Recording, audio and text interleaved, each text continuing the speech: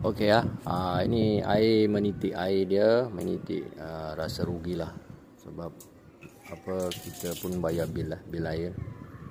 Jadi saya ambil keputusan nak tukar yang lain. Letakkan ni lah tap ni, supaya air tak meleleh keluar.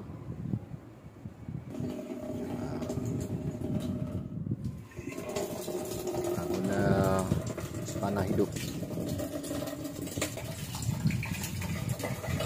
Pusingkan secara perlahan lah, sebab takut patah.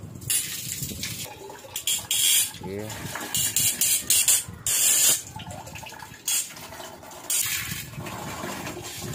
Ini dah dapat dikeluarkan, kita masukkan yang baru.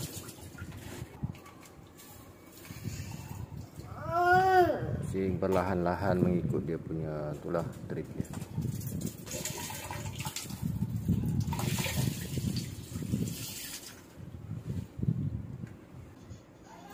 Okey, dah dapat dipasang. Air pun dah keluar. Lepas tu saya pasang ni lah pipe ni.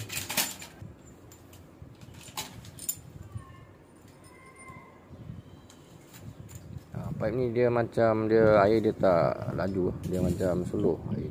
Tapi apakan daya, dah beli terpaksa pasang lah. Dia nampak kemas sikit lah. Okey, sekian, terima kasih.